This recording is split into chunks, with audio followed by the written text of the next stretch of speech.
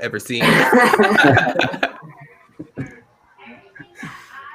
Good evening and welcome to Queer Poetry Salon, a production of the Virginia Piper Center in Equality, Arizona. My name is Tanner. My pronouns are they, them, and theirs. I'm a member of the Attakapaw Eshok Nation, an organizer for Equality, Arizona, a poet and composer working on an MFA at Northern Arizona University. The Queer Poetry Salon was started by Equality Arizona a year and a half ago to build community for trans and queer poets in Arizona. Through cultural events like this one, we provide opportunities for members of the community to mobilize. Our producer, Dream, will drop links in the chat if you'd like to volunteer to support LGBTQIA rights in Arizona. We really try to make this a vulnerable and powerful space for queer poets. As an Indigenous poet, it really honors me to be here this evening. I really want to thank the Piper Center for funding this and supporting the work that we do at Equality Arizona and for supporting poets in the community. Thank you to Julian Delacruz, who is the co-host and has been here from the very beginning. And I'd like to thank everyone who volunteers with Equality Arizona. As you know, we made a blue turn in the state, and this year we reached 2 million voters through volunteers. So we're very appreciative for that. It's my honor to be able to make a space for 6 incredible Indigenous poets this evening: Cleo, Chiano, Smokey Sumac, Soraya Taylor, Jake Skeets, Tate Walker, and Tommy Pico. And with that, I'll turn it over to M from the Piper Center. Hi, everyone. My name's M. McDonough. I'm so pleased to be a part of this event. So I am a community outreach coordinator for the Piper Center for Creative Writing at Arizona State University. This Queer Poetry Salon is done in collaboration with Equality Arizona. We're so proud to bring these quarterly spotlights to the community, where we're able to host extremely incredible poets, and I couldn't be more proud to be a part of this. Thank you all for being here, and thank you for allowing us to be a part of this space.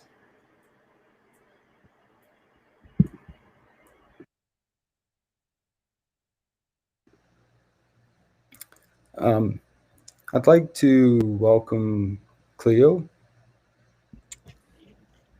Hi, Uju Shanamadesik Nindigo Gawa Baganakaning and Dunjaba Makon and Durem. My name is Cleo Chiano Warrior. I'm an Anishinaabe verbal archivist and storyteller currently living on Cayuga homeland. And I'd like to read for you one very long poem for my grandmother.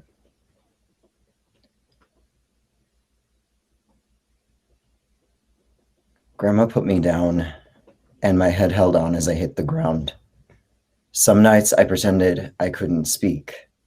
Block my ears to the weeping. She said, my hairy legs are a white curse. Little spider legs, she said, pale and pinpricked.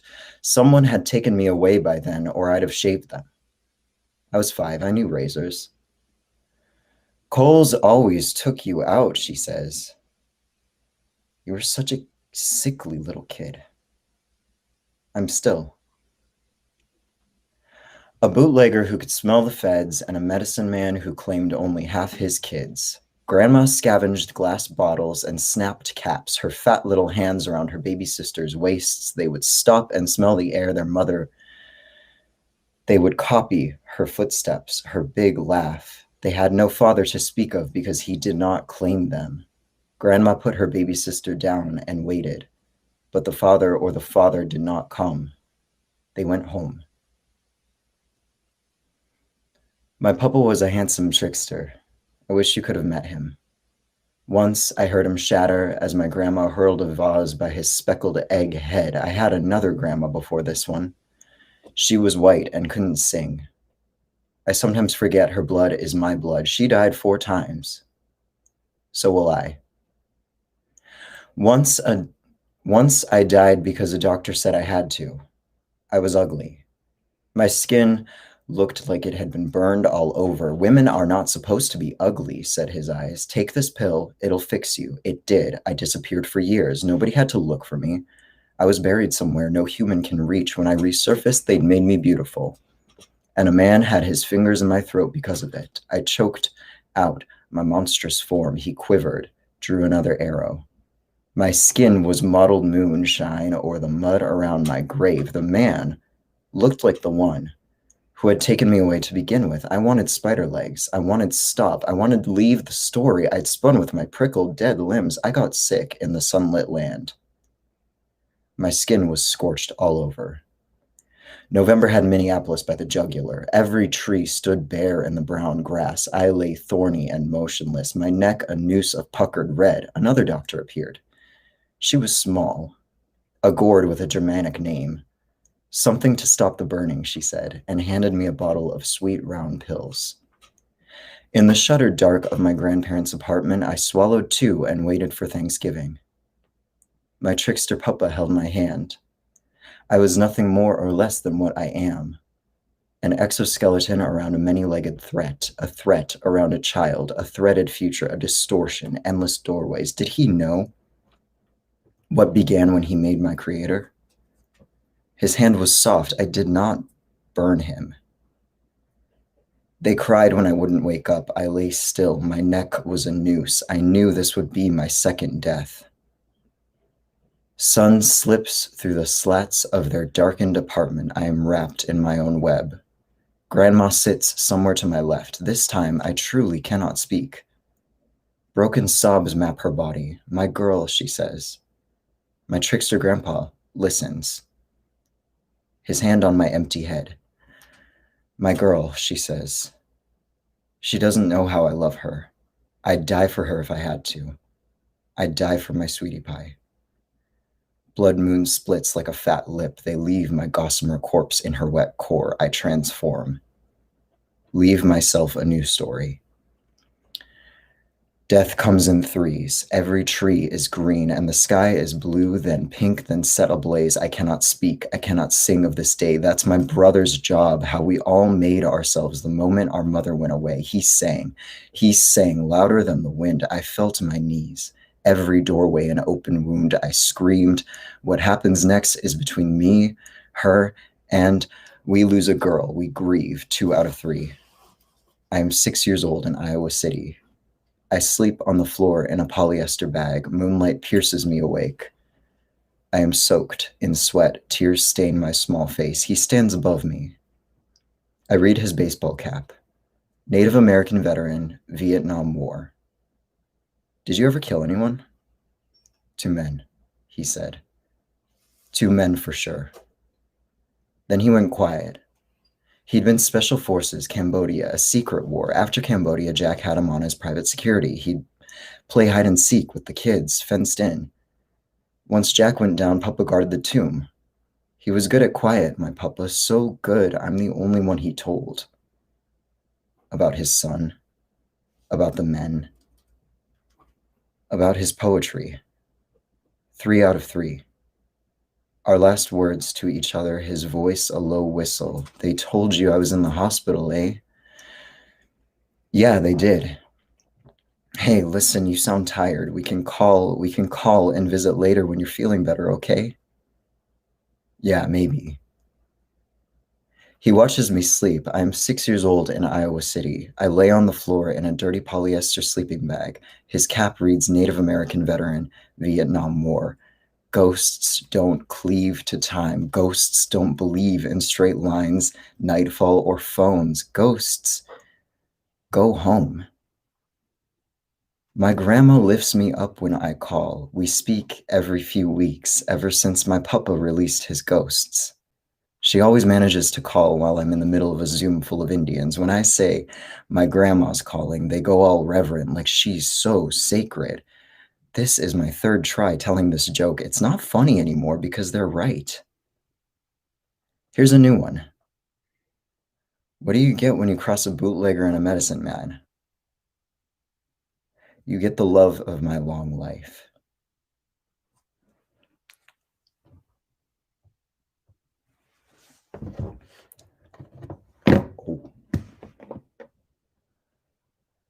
Smokey Sumac is my brother. I'm telling you this because he's the singer of grief in my poem, the person I give the hefty role of remembrance to. He has a lot of nicknames in my family: Willard, Crybaby, Good Uncle.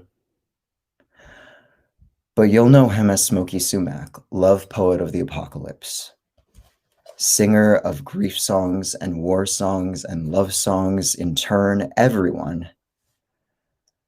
Neji Bimadazidug. It is my greatest honor to introduce to you my brother, Smokey Sumac. Husukil Kokni. Oh, Cleo, Chiano, warrior, everybody. Kisa Kyukit, Hukakli, Kahamak Sak, Hukakli, Kiwakas Nuhus, Hukakli, Smokey Sumac, Hunini Traka.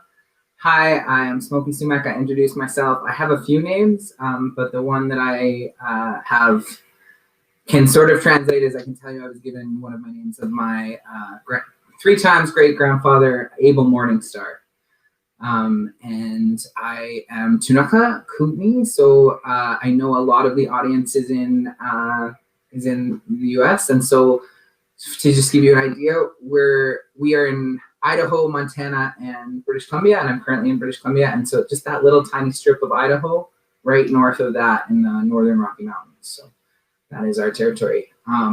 It's good to be here, and I wanted to open with a poem that references Cleo and also references Tanner. So Tanner as well, thank you for bringing this incredible group together. It's amazing. And I want to write a love poem to you, sister brother, and your partner, the one who helped you see that queerness needs no definition. We must be limitless, Tanner said. Galactic, I replied. You and I remember being star people, together somewhere in our hearts, your tattooed wrist and the way you vibrate when she touches you. I've always known you, learned from you, loved you. And to you, the one who has found your way here into the hearts of our warrior family, elven, fairy, sweet baby vibes, the way your eyes grow when you are taking something in. You are medicine. And nothing they've done to you can take that away. If you question that, call me. I'm here now, again, your brother. Thank you. And this is the other poems I'm going to read are from my book. It's called You Are Enough, Love Poems for the End of the World. And I wanted to read one more poem that Tanner actually gave me this title. So thank you. Or I borrowed this title, I should say. Quoted this title. I was thinking about the stars and could not get you off. A month on testosterone and you realize you can hit that app. You are a trans tribe grinder dream. Question, FTM, question. Do you have a penis or a vagina? Question. I love bonus hole boys. Question. And then they slide into your DMs, and later they'll slide into you, and you'll breathe quietly, moan, question, consent, moan, question, consent. This is the first time since you changed your name that you've taken a lover. Question. You're in the art gallery director's apartment in Kingston, a place you could never find again unless your Google search remembers. There's a giant owl in the corner that reminds you of your Aunt Eva. There's no gender here. You drink black tea and talk about the person who lives here, the man with the owl who is currently in Iceland. Question. Am I your first grinder date? Yes. Yes. Yes. Question. Can I kiss you?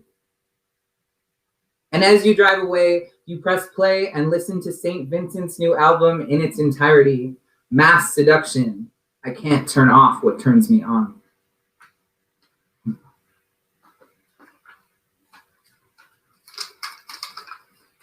So this is from a series of poems called Haiku Consent Series, or hashtag Make Sex Great the First Time. 2. My first time was good. When I say this to women, they are often shocked. We are taught instead it should hurt, that it's breaking something inside you. Not taught our pleasure, only shame. Turn the lights off, normal is for him. Did you get him off? Wait through long pounding hours or just a minute, it's never happened. Taught to hold our breath, stare at how many ceilings, to-do list in mind. My first time was good. The consensual first time, the one that I count. He smelled so damn good, had the softest high thread count sheets. He made crepes when we woke. Yeah, I stayed the night. And isn't that what we need? Radical balance. I wish that for you. A revolution of sex for every human. Softest sheets and crepes, rose petals and candles, tender exploring, whatever you like. Maybe punk rock in the floor if it turns you on. Creating the world, each ask, each yes at a time. Co-write the story. Haiku Consent Series 3. The other first time. Her name whispers on my tongue, tastes sweet green apples. She walked in the room. In my memory, it's like she was sent to me, a gift for my truth that feels admitted right then. Yeah, I like women. When I say gift, don't get me wrong here, okay? A gift of learning, reciprocity, not consuming capital, a gift in our way. Desire so sweet when you don't seek to own her, only make her smile. We tangled ourselves into the web we knew then, Starbucks and late nights, dancing clean, sober at the recovery club, driving in my car, turning it up loud. She had tattoos everywhere. And then she kissed me. That other first time, The Godfather, our soundtrack, hard film, our soft light. Remember the way she melted into you there. You were so damn scared, and yet each small ask, is this all right, met with yes. You kissed each tattoo, became lovers then. While The Godfather played on, you learned about her, you, us together. That other first time, sweet green apple consent.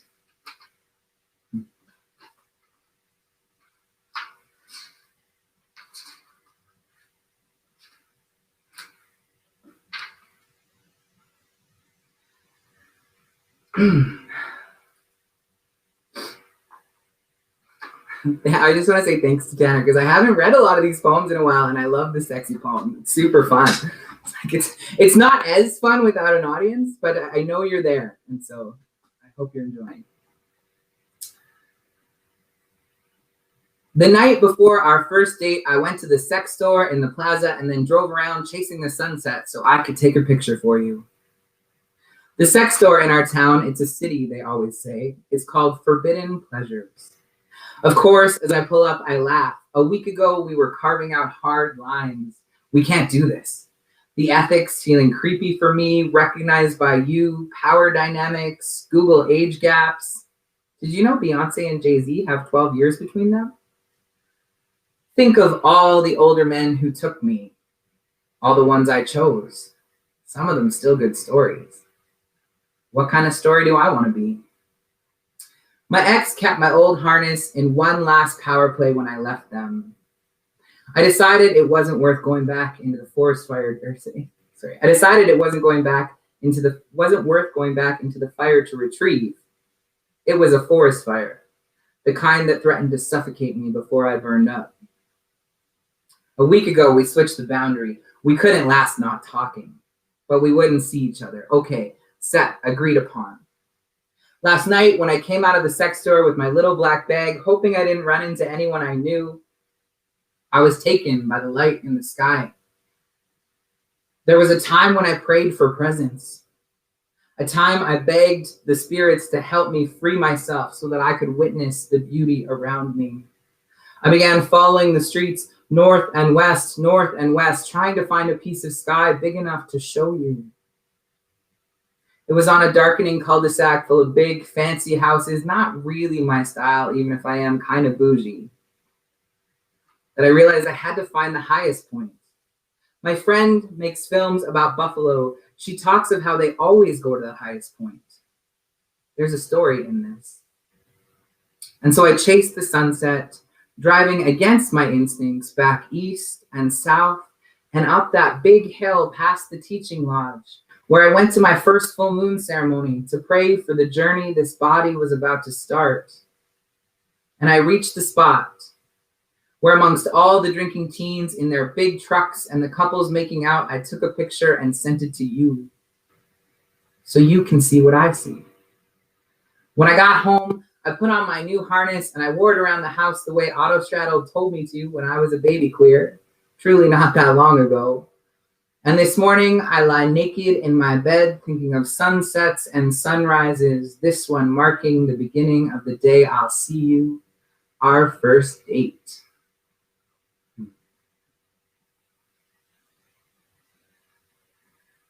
So I just have a short one and then a longer one.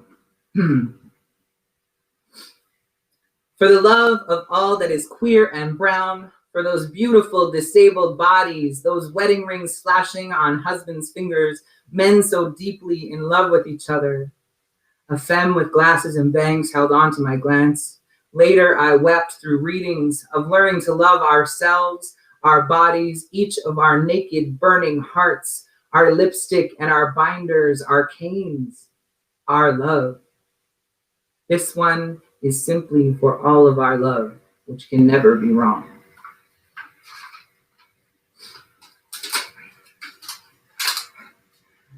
And this one of my anti-poets, Joan Arnott, called it a little bit boorish. Boorish is the word. I was like, oh, that's a good word. So just for anyone, this is for all the trans mass people in the audience and listening. And I haven't done this one in a while, so I'm a little nervous, but here we go.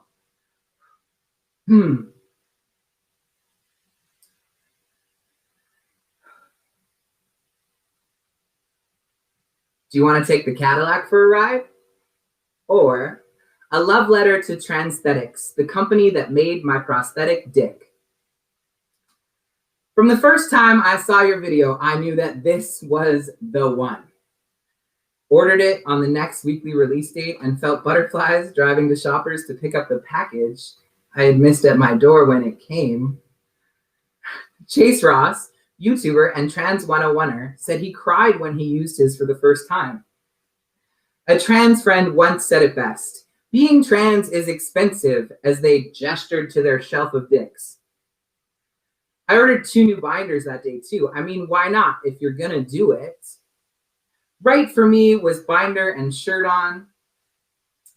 This is the body I'm working with, and I currently feel sexiest with a binder on under a button down. I've already prepped 3 pairs of fancy new underwear, also ordered online the way you showed in the video, elastic sewed in to hold my new body part in place. As I fit the elastic around, I can feel the gentle rise of anxiety and adrenaline. That sense of impending adventure, like sitting in a cart waiting for a roller coaster to start, or filling up at the gas station, your last stop on the way out of town. Self-love is a revolution for an Indian, I say out loud, and I think of Quill Christy Peters. Self-love is a revolution for an Indian, and I hear Tennille Campbell's laugh. Self-love is a revolution for an Indian, and I take a deep breath, and I look down, and I am transformed. I didn't cry after, but I did text my friend 3 days and countless orgasms later, I'm having the best sex of my life by myself. Chase Ross said the first time he used his with a partner, he cried again. At some point, and I'm not proud of this, I start telling people, I've got the Cadillac of dicks. I shudder when I think of a cis-dude professor I know drunkenly repeating over and over to a room full of colleagues, I have a huge dick. I consider what it means to write erotic poems about my dick. I wonder if it's the same. My best friend brings me to the reason that I write. But would you want to hear another trans poet read that poem? Yes, I would. And then there's a moment of electricity between me and a woman. She's on my couch. We've been friends for a while, but I hadn't considered this. There's a need so deep in my body to lean over and lie my head in her lap that I'm nearly shaking in the effort to stop it. I hold back. Other people in the room. We begin texting incessantly. For 8 days, we text incessantly. And then we are meeting in the city. And then we are kissing. And then I'm explaining the nuances of queer sex and telling her about the Cadillac. I have to laugh because what man has this much confidence about his dick in the hours before he's about to lose his virginity? It was kind of like losing my virginity again. My other first time. Of course, never assuming it would happen, I just kept kissing and asking, and she kept kissing and saying yes and asking me, and I kept saying yes until she smiled. You know that smile.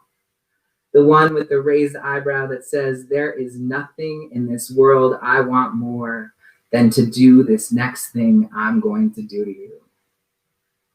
And with that eyebrow and her eyes that have flecks of gold in them, like when the sun hits the water just right, sparkling, she leans in and asks, can we take the Cadillac for a ride? And with her, I am transformed. Usukir Kukni, thank you. Thank you so much.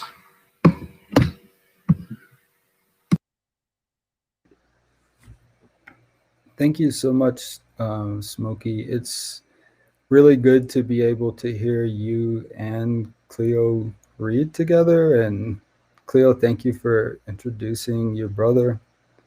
I really appreciate being able to read or be among poetry with friends, and it's nice to see so many people that I know here. I asked Soraya Taylor, who was the Phoenix Youth Poet Laureate, to introduce Jake, but they're having some connectivity issues right now, so I'm going to go ahead and introduce you, Jake, but if they are able to get on, we'll let them read when they come on, because I really appreciate their work and acknowledge what they do for their community here in Arizona. Jake, it's good to see you. I didn't prepare an introduction for you, but I really, really, really appreciate you publishing that poem in Cloud Throat all that time ago, and the opportunities that you made for me to read. But what I really appreciate about you is your service to the Navajo Nation and to your Dene people. I want to say yate to you, ahiahe, for being here. I'm like just really proud of you. I'm so proud of you. Like, you worked so hard, and you've done amazing things. You won the National Poetry Series and American Book Award. And with all of that, like, I'm certain that most of your time goes to being a good person and conducting yourself the way that you were taught to conduct yourself for your people. That's what I know about you, and that's what I appreciate about you. And to me, that kind of resonance outweighs all of those other things. And I want to, I came to the Southwest, and the Dene people, my adopted relatives here, have really helped me a lot. And so I just want to acknowledge, among poets, medicine people, friends, family from the Navajo Nation, thank you for greeting me in a good way. Thank you for welcoming me over here. Thank you for taking care of me over here. And so I just want to acknowledge yourself and Kwana and your home, your family, your puppy dogs that are so cute, all your students. You're an incredible human being, and I'm so happy to introduce you to read here.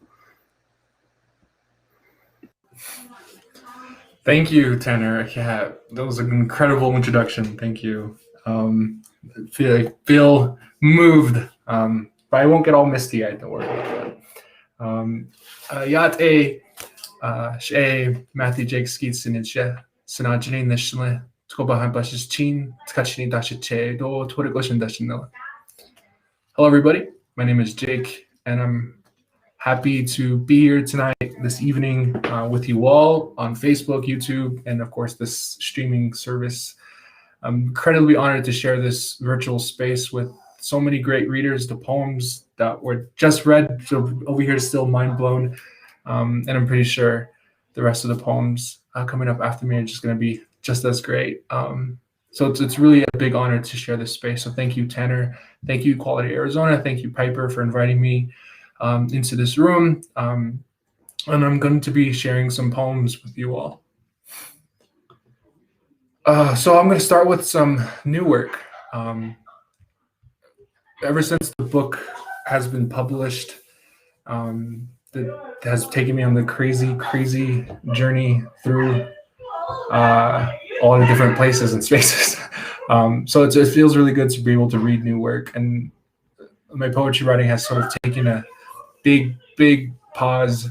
So I'm always grateful I'm able to sort of still write. This first one is called He Said My Name, and it was recently published in Orion magazine. He said my name. He said my name is really a kiln, a hall of groundwater, because a mouth can open into hot vapor. He said my name is actually a riverbed. He said to make of my name a choking of cracked ice. He said to say my name is old water in a ditch. He said to make of my name a peach tree on fire, a palm of pollen. He said my name is really an aquifer, an aster field, an orchestra of damp tarps and a sheep corral, a downed pole in Rock Springs. He said my name is as tall as a smokestack. He said my name has a tendency to cause a draft, to be a touch of tequila. He said my name is really splintered reed, heavy blue mornings in June. He said to make of my name wildfire smoke. He said to say my name is a rumor, the low beams of a pickup. He said my name is really a sermon of locusts, boulder rust in a river gorge. He said to make of my name a desert garden. He said my name is the one pink evening when you whisper your name to the moon and it whispers back a monsoon.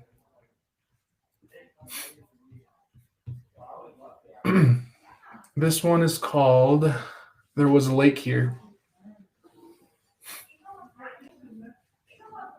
There was a lake here. Periphery there, a long garden. It's cliche to say we bloom for each other when I do more of the blooming. My throat caved. Under the puff of skull I call a skull. Inside, the cranium carries cerebrum, logic, reasoning, as in, I should have left you. There, a long garden, lush-locked, an oasis of an oasis there, and we, our torsos touching in the tick seed, never touching though. A wildfire burns along the highway in our memory of each other, the asphalt. You say, there is smoke in my body still. You say, I can feel it, the smoke in my body. I mistake the smoke for winter fog. This is what you wanted, right? You wanted to be my breath, and we to sate our hunger. There was a lake here, you say. I repeat, there was a lake here, as if to at least see my voice touch yours, and you trace my lip with your there. A lake here. And just because there isn't anymore doesn't mean we don't feel water tighten around our necks.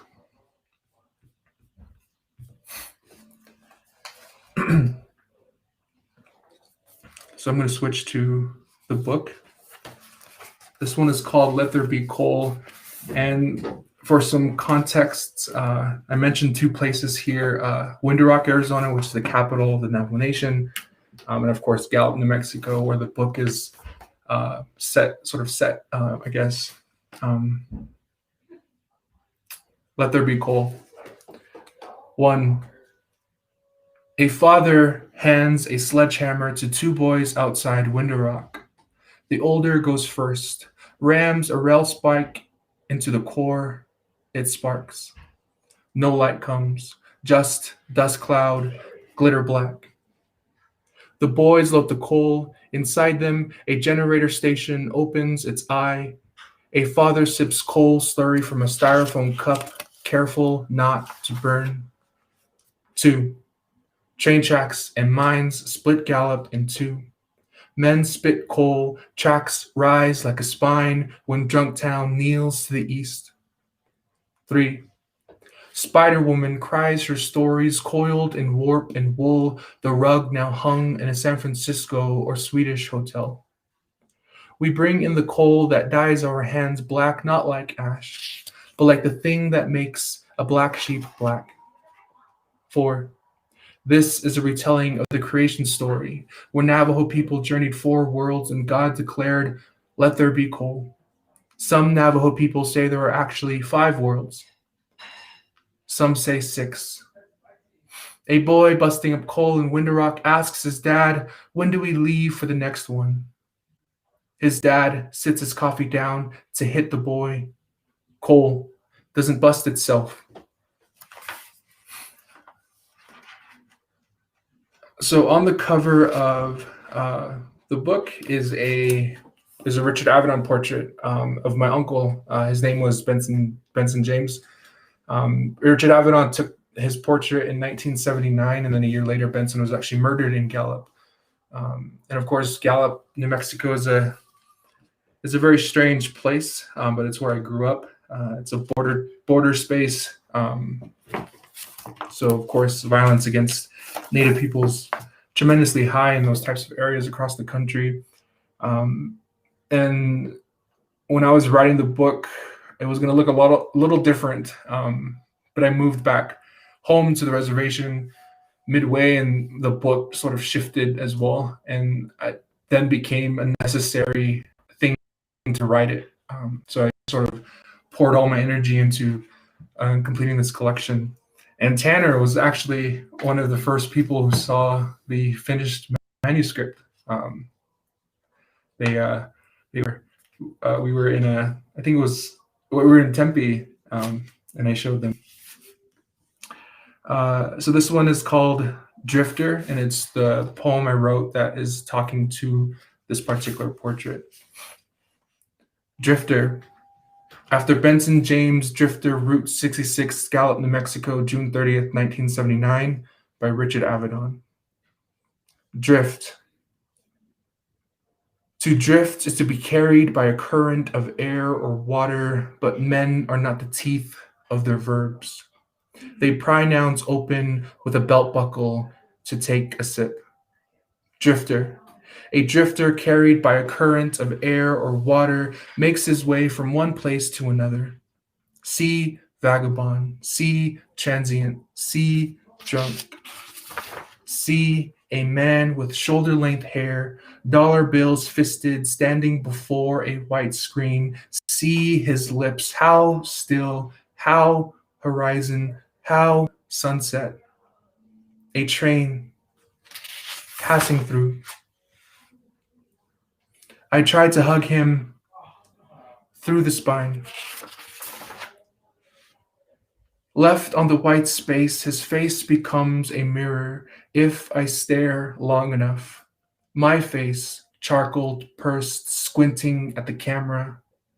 Train horn, punch shatters the mirror, frees him from the page.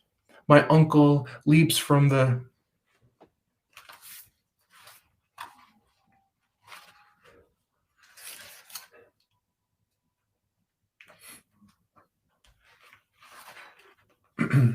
This one is called In the Fields, and in the collection there's 4 poems that share the same title. This is the 3rd one in that series. In the Fields. I palpate his chest, a tome with skin like milk, bare-hued.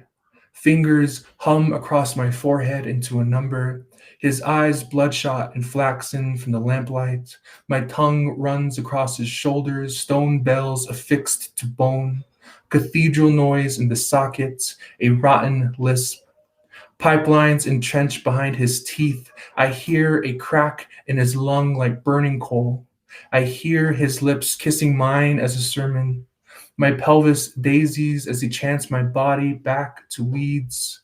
One day he'll forget about wounds and lower himself two into bellflower.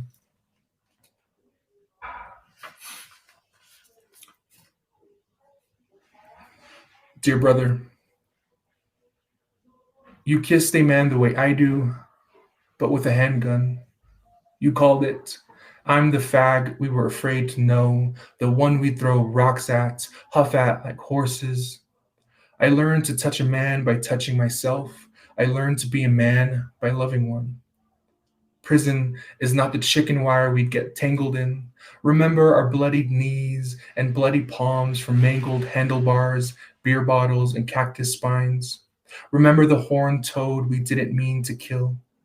Our silence, thick as the dust kicked up by our skinny legs, you are still that silence, still that boy holding a deflated body with your dawning hands. So I have just a few more poems to read. Again, thank you so much for spending this evening with me. So this one is a new one as well. It's called Eating Wild Carrots with my brothers on the Mesa. And it actually was an essay that I had written, and then editing and revising, shrunk it down to 1, 2, 3, 4, 5, 6, 7, 8 lines of poetry. So it's a very short poem. Eating wild carrots with my brothers on the Mesa. Cicada, wane, water and sun race every infinite evening. Fall exists for the dock route to oscillate each roof of every mouth, each winter with its obsessed wind, each spring that sees storm after storm, each wild that wilds, past flowers, opening palms to straight rain. And this poem is called Daybreak, and I think it's gonna be the opening poem to a second collection. I don't know if I should be calling it that yet, but I've been sort of quietly working on a grouping of these poems, and this is sort of like the one that is giving context, I think. It's called Daybreak. Abine Hojish. The low moon horizon turquoise serenes pinklets from the pulp and fray of world milkweed. Summer cypress, turkey feathered, struts stark pebbled through the sheep corral and shade house. Beneath the horse trough, star thistle and 9-on grass reflect night storms and rainbow through the morning. The sun's rays darling through narrow shoots of cloud, vapor, or maybe morning fog. Hokkaido. Above a passing plane or marsh hawk, or maybe a crow casts its wing on the sweet yellow clover and fieldweed. On the rubble of rust tin can and car axle and wheelbarrow, a basketball backboard crafted from sheet metal and piping, the ground crickets beneath moths telling a story as butterflies. They flail and flare through 2-needle pinon and ryegrass. Cottontails squirrel into the culvert under the main road, now wash-like, parched. Its flow sands really memory for water. Salsify and velvet weed overtop a broken fence, its twine, slat, and barbed wire cloaked by dusked sod. Dirt road mud walls, tumbleweed, and maybe sunflowers, bow-pulled arc by the metal windmill, watering faint wind. The mill echoes awake with each rock thrown at its face, back, or the bend of its opened arms. Be leje da'ya. Clouds, drop their shoulders into rain, into the choral evening, into the evenings, evening. And I'll finish with the last poem in the collection. That's the last In the Fields poem. In the Fields, with lines from D.A. Powell.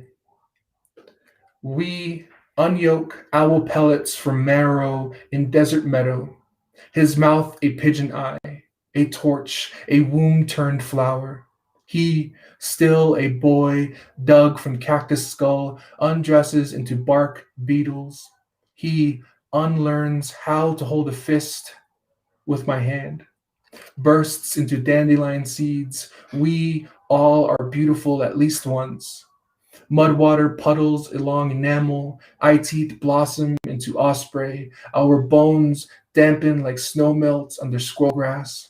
We could be boys together finally as milkvetch, tumbleweed, and sticker bush. We can be beautiful again beneath the sumac, yarrow, and bitterwater. Yeah, thank you so much. Yeah, Jake, thank you. I'm like spellbound by those words. There's not much to say after that. Thank you so much. It's really an honor for you to be here. Soraya, thank you for being able to get on the call.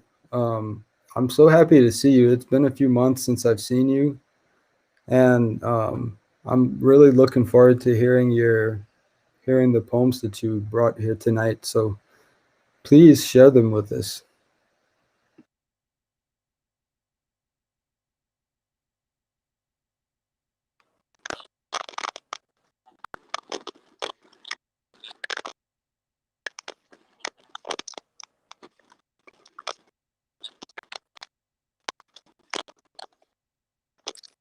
Okay, hi. Yeah, it's been a while. Can you hear me okay? The audio is kind of weird. Since we moved, Wi-Fi and stuff like that, really crappy, to be honest with you, compared to like living in Gilbert. So it's always kind of a hit or miss, to be honest with you. We can hear Let's you. see. Okay, the two poems I'm gonna read, they kind of, I guess they kind of, okay, cool. They kind of go together. The first one, oh, actually, I'm titled. But anyways, Dagutash Surya Taylor was that she tuteth let in slow claw. But question, hi, my name is Surya Taylor. I'm white man Apache Navajo. Oh, sorry, I don't know. 2019, 2020 Youth Poet Laureate for Phoenix, which was really cool. And I'm really excited that I get to share with so many cool people. People like Jake Skeets and Tate are people that I really looked up to within the native writing community. So I always really get to appreciate sharing the stage, the virtual stage with them. So in the poem, I'm gonna mention obviously COVID-19 really badly, just due to things like food deserts, there not being enough hospitals or not enough beds in hospitals or just things like so. Obviously, a lot of people unfortunately passed away, and for me, one of the deaths that hit hardest was the passing away of a medicine man from the White Mountain Apache Reservation. He for sunrise dance ceremony. I've always lived in the city, so I'm a little bit more urbanized. And if on that I get looked at differently, or you kind of get made fun of, but he never did that to me. So I have really appreciated him, and he really helped encourage me to learn more about my culture and to actually get interested. So yeah, here we go. I will fall in love to the Franklin song. I want to drinking coffee and bring it to partner the crackles of the vinyl churning lush glow in the room. I want to commit crimes while listening to Rage Against the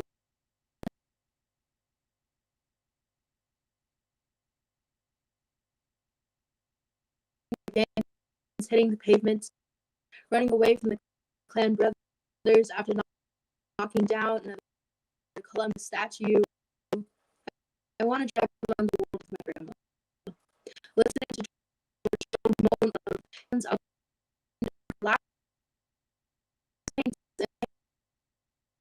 from others surrounding him.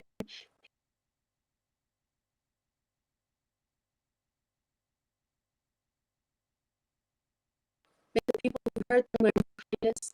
I want to have my friends breakfast at days and listen to them being and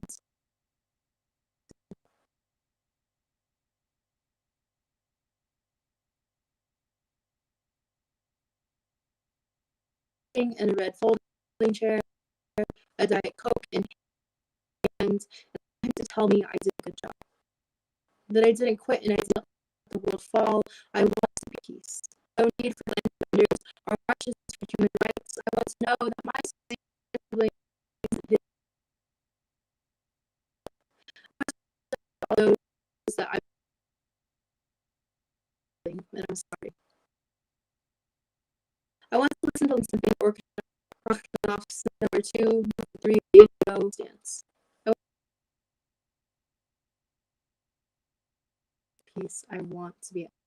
And then it's basically a response to that poem. You'll understand the title again because I'm not gonna come. But on my res in Baldy, and that's like our mountain. Like that's like home basically. I don't really know how to explain it, but that's just like the place. And my aunt and my mom like hiking up there a lot, especially like with COVID and everything. So we've always been talking about going up there. And I remember telling me that they went to East Florida school, and what they would do is they would go up mountains sometimes, and they would tell the path is really narrow, and sometimes they have to in their camp dresses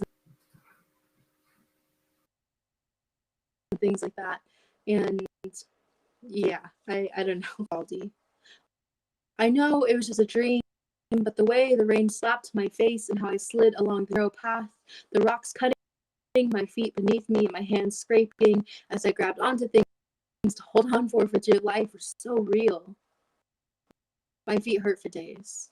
Once I made it, I swear I met the creator. I couldn't see them, but oh, I grieved, but there they were. I can't see the event in English very well. Fortunately, I don't really know the words in Navajo or Apache.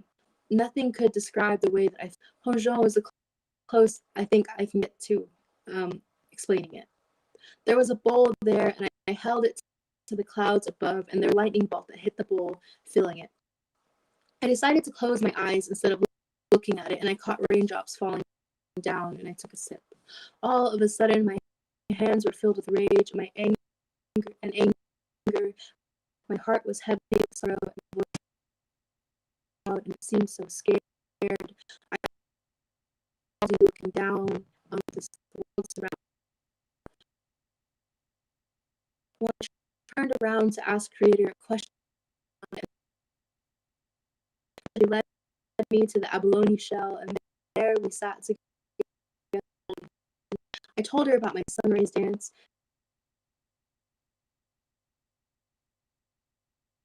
Or quits. She cried with me, and she gave me a small hummingbird to hold in my hands. Fluttering in my hand, I told him I wanted to fly.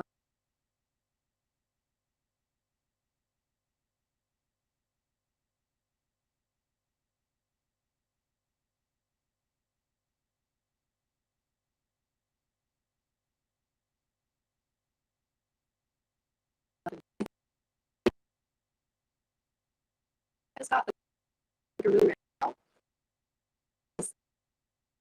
the Philippines.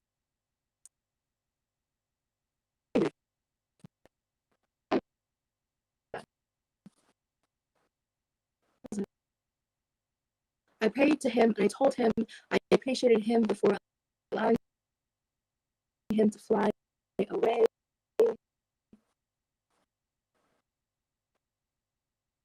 Before he left, he told me he letters before.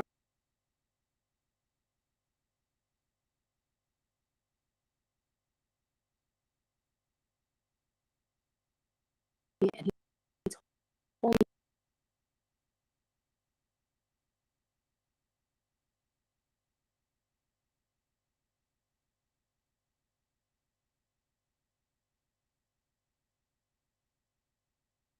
Well, I think that we lost Soraya's signal, but I'm really glad that we were able to make some space for them to read. And if they come back, we'll welcome them over here.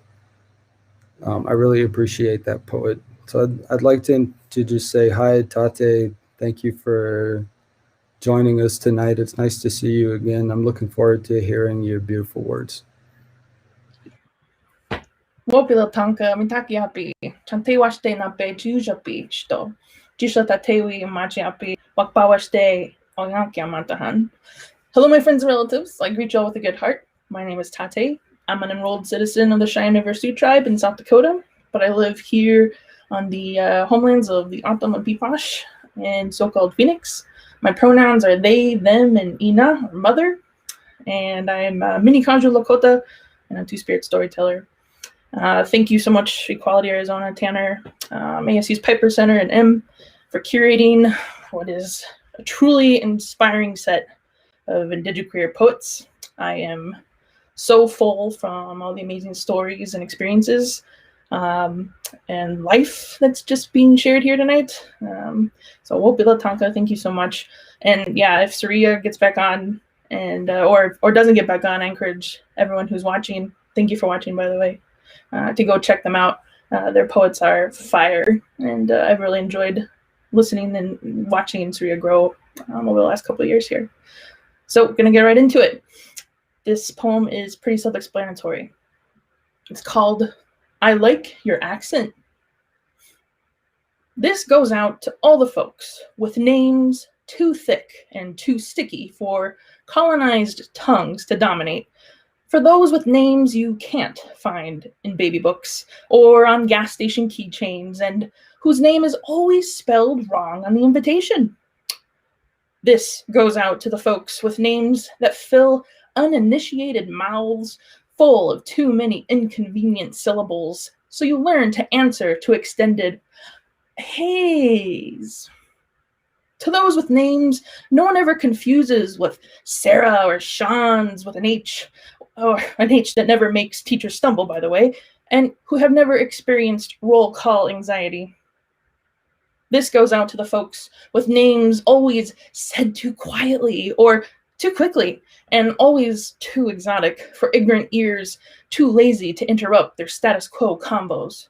To those whose names cause others to choke, so they cut you down to bite size and drop pieces of you like crumbs to find their way back to mediocrity.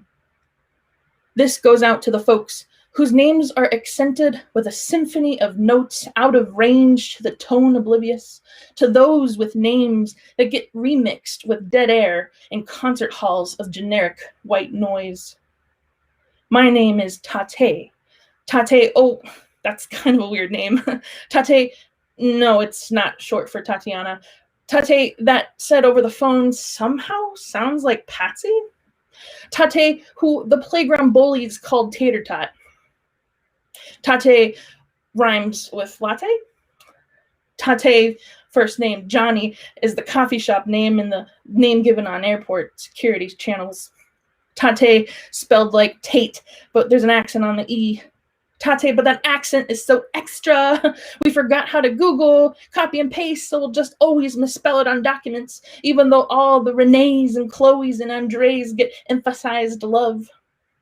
Tate is, well, actually too hard, so we'll just call you Tate because Tate is obviously something your parents made up, or Tate is something your parents made up to make everybody else miserable. Ours are names that get fumbled and dropped in the mud, only to be carelessly swept up and whitewashed into a nickname, or judged too difficult and sent to the do not hire bin, translated into something more palatable to someone who probably thinks ketchup is spicy, but can pronounce Shorsha or Joaquin and Charlize with ease. Remember, Your sticky thickness tastes like honey to the ones who named you, and especially if you've renamed yourself. Your mysteries admired and adored without translation. Transformative. Remember, no trendy trinket will ever hold up to the timelessness of the alphabet your ancestors recognize. Remember to enjoy the awkward blunders of the person across from you suddenly forced to pay more attention to a name that has survived eons of oceans, explorers, walls, wars, conquistadors, settlers, genocide, gender binaries, and public schools. Make them carry the weight of your name on a tongue that has done little to no heavy lifting. My name is Tate. Tate, the Lakota messenger god of wind who commands the four directions. Tate, a mother, partner, and good relative. Tate, a hard-earned title sparkling with two-spirit responsibility. Tate, which honors my mini konju Teoshpaye. Tate, a braid tightened with the lyrical roundness of Great Plains dynastic vowels and the sacred medicine of the prairie's punctuated consonants. Ours are names that stretch the imagination and lay the foundation to understanding who we are and where we belong. We are not Shakespearean roses to be called just anything, but fields of immemorial beauty seeded with story and song. Ours are the names of ceremony, between the lips and the breath that created them. Our names demand accountability, deserve practice, and exude prayer. Anyone lacking the will to pronounce and spell with humble accuracy expose themselves as undeserving of your truest magic. Your delicious honey name reminds the mouth how sweet decolonized lips taste when animated by totemic fluency. A dancing name full of vitality and memory, its worth noted in every digraph and glottal stop. A trove of diacritical treasures only the worthy can find. And the next poem I'll read here, it's only as dirty as you want it to be. It's called I Like Tacos. I want you. An ache deep in my core drives me to collect the pieces of you scattered around like raw promises waiting for me to feast. I lick my lips, salivating at the thought of your splintered fragments coming together and reforming into something beyond both of us. It makes me come undone. I work my fingers through a mound of your recipe, kneading every part of you, letting you rise just high enough. Ooh, you like it rough. A slap here, a pull there, tugging, pressing, stroking the fire and stretching your limits until gently, so gently I lay you flat, not to rest, but to burn. You writhe for me, sizzling with expectation. I wait, impatient and hungry for you. It is ecstasy to watch your hills and valleys slick and glistening and drowning in the pop song of anointed bluebirds. But we're not finished. Just as you're about to combust, I flip you and start the mad process over. Your body undulates for me, and suddenly your hot brown perfection is ready, and so is my tongue. Sometimes we play around with honey when you're feeling soft and sweet and warm, or sometimes we get wild like rice. But tonight there's only meat. Let us experiment on your kamad bod with dairy-free cheese that melts in my mouth and in my hand. Round in all the right places, your lovely lumps taste so good, and I moan your name, thanking the ancestors for the gift that will forever sit upon my soul and my thighs. You are my deliciously undeniable fry bread. Thank you, thank you. I am so honored, blessed, humbled to introduce one of my favorite poets, although, of course, pretty much everybody here has a spot on my top faves. Tommy Thiebs is a poet, podcaster, and TV writer. He's the author of books IRL, Nature Poem, Junk Feed, and myriad keen tweets, including my personal fave, Sitting on the Cock of the Gay. Super relatable. Thank you, Tommy. Originally from Viejas Indian Reservation of the Kumeyaay Nation, he now lives in Los Angeles. After a 15-year stint in Brooklyn, he co-curates the reading series Poets with Attitude, co-hosts the podcast Food for Thought, and Scream Queen, is poetry editor at Catapult Magazine, writes on the FX show Reservation Dogs, oh my god, I can't wait, sorry, and is contributing editor at Literary Hub. Folks, please welcome Tommy Thiebs Pico. Hey, thank you. Hi, I'm Tommy. I'm here. It says that I'm having some connection issues, so I'm gonna try to get through this. Tomorrow's my birthday. And if you were to Google me, it's not like I Google myself, but if I were to Google myself, like when I Googled myself yesterday, the first thing that autofills is Tommy Pico age. So people really want to know how old I am, apparently.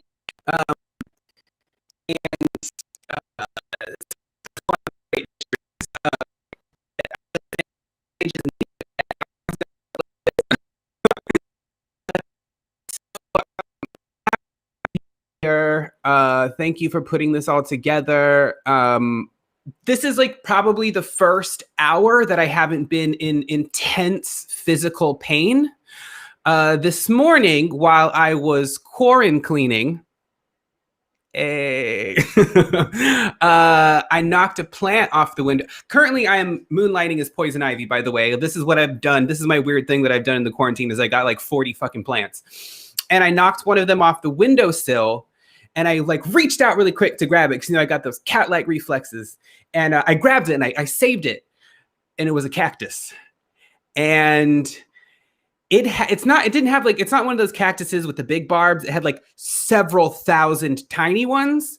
And so I spent the better part of 2 hours picking out 75 splinters out of my hands. And I had to go to Rite Aid to get tweezers because mine sucked. And of course, because it's fucking coronavirus, I have to wash my hands and disinfect them every single time I go in and out of somewhere new. So imagine that with cactus needles in your hands. It was incredibly painful. I learned my lesson. Let them plants die. It's not worth your health. But yeah, so and every now and then I discover that there's one still in a different nook or cranny, and it's ooh, so that's really fun when you're for example, you swat a fly and you realize that you just hit a needle deeper into your hand. Today has been a fucking mess, but I'm so happy to be here. So I think I'm going to read a few poems from my book, Nature Poem.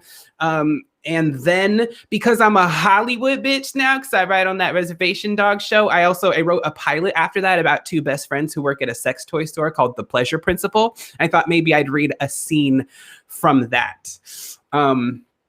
So here's from Nature Poem.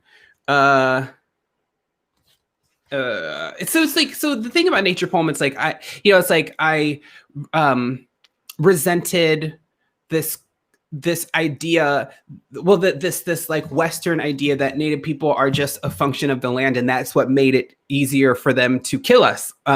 Because if they didn't see us as human beings, then they could just do it indiscriminately.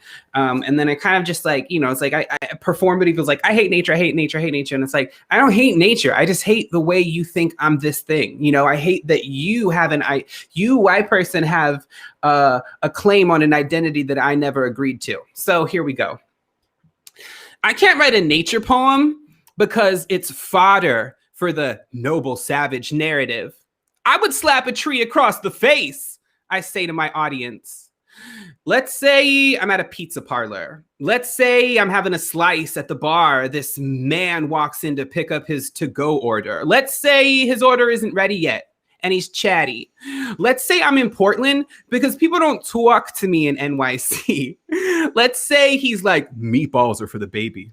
Pizza's for the little man. Caesar salads for the wife. And the beer, he points to the beer and then thumbs at himself.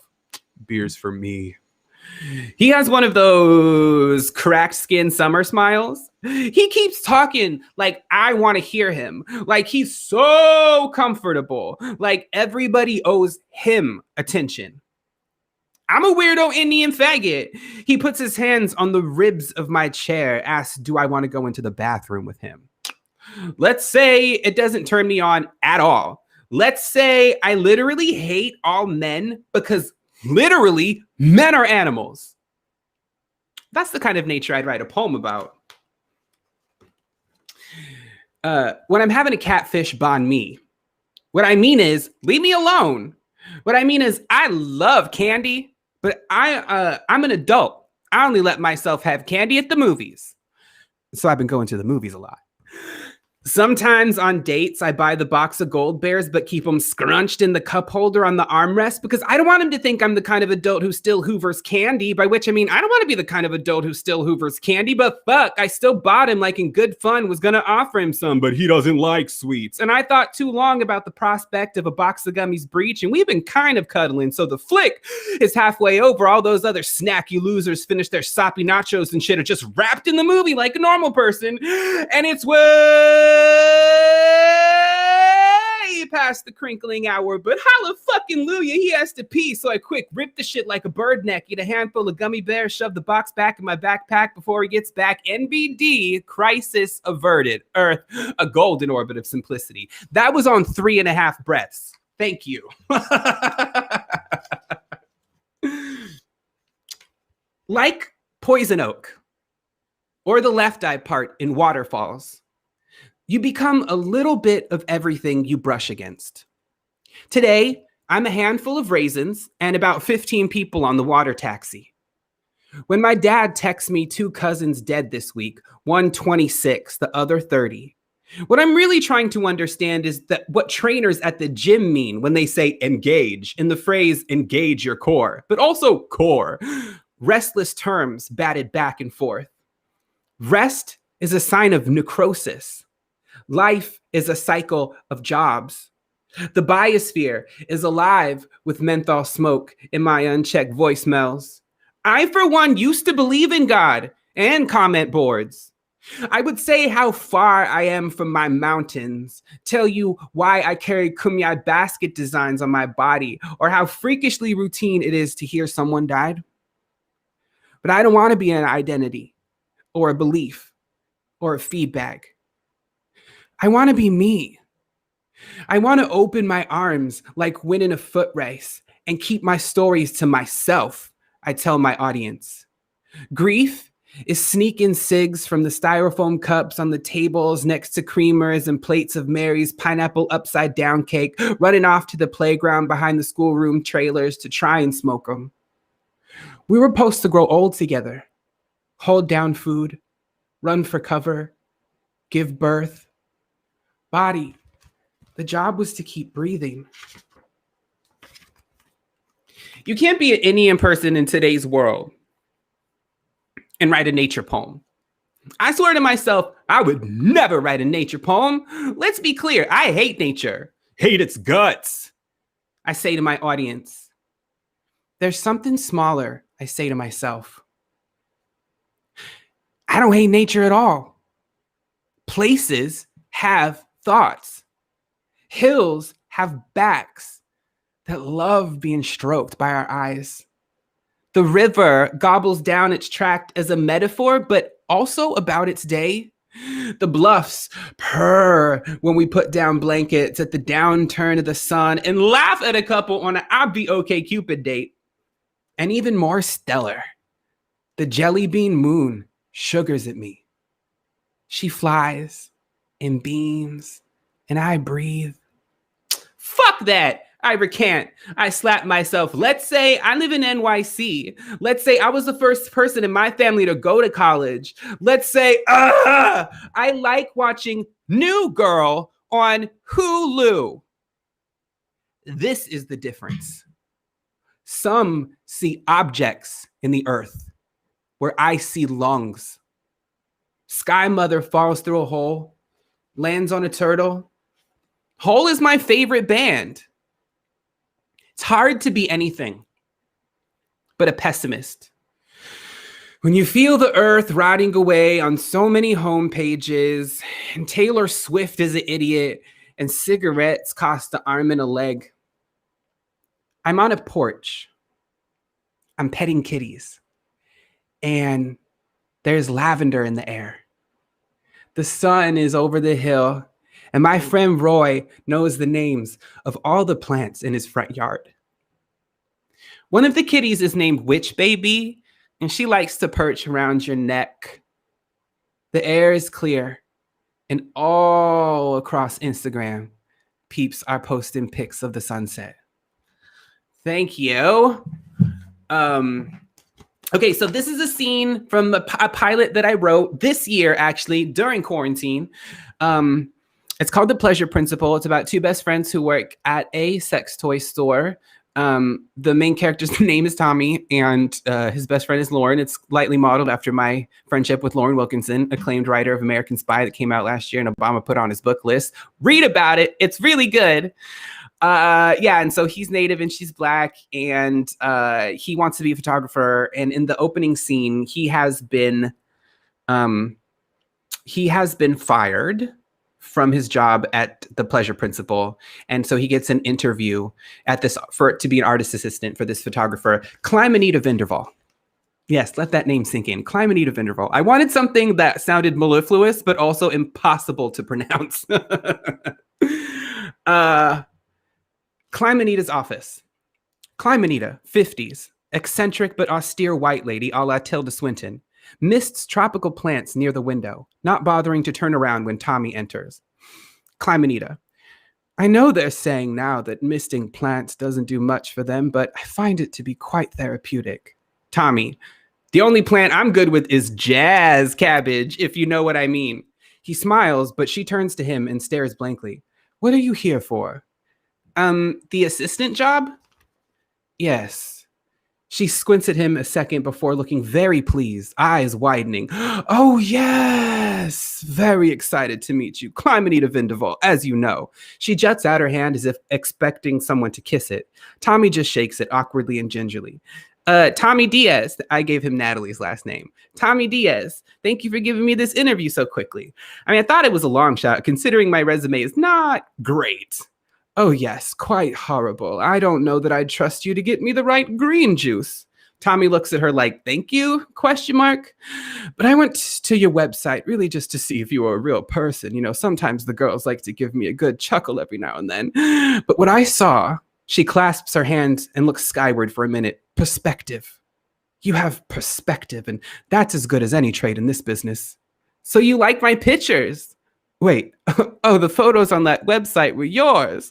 I thought it was just terrible clip art. Great sense of humor. No, your biography page said you are from an Indian reservation. Could we say that? Should I say Native American reservation? I don't. It's fascinating, yes, and I could use someone with your lineage. You see, for my next series, she sits behind her desk and motioned for Tommy to take the seat across from her. He sits as she opens a file folder full of ephemera, magazine clippings, documents, old photos, etc. I'm divining inspiration from Native American themes. You see, in my last opening, I had this glorious conversation with the Native American man. She smiles tightly at Tommy, congratulating herself for using the correct terminology. And he told me the strangest thing. He said that Native Americans have this superstition about having their photograph taken, that it steals their soul. Is this true? She looks into Tommy for recognition. He looks blank. I don't have much of a soul to steal. Clymanita emits a high-pitched laugh. Really, what I need is not just an assistant. I need a collaborator. I want to go about this the right way and not get myself abolished on Twitter. Canceled. You mean canceled. She clasps her hand to her chest. You see, we're doing it already. Now, I don't want to take pictures of the Native Americans themselves. I wouldn't want to put them in any danger, but I was thinking about other people in Native American garb. You see, she slides a few pictures of headdresses in front of a horrified-looking Tommy without looking up at him. Is it true that warriors were given eagle feathers corresponding to the amount of men they killed in battle? I read that somewhere. I don't know. That sounds like more of a Plains tribe, and I'm from a California one. She looks up at him, confused, not saying anything. He takes a beat before realizing, fuck it, he's gonna have fun. Actually, it was toenails. You had to bring toenails from the person you killed. Then you got a feather. And if you ground the toenails into a paste and ate them, you get the warrior's strength. Yeah. She rests her head on her chin. Fascinating. End of scene. Thank you.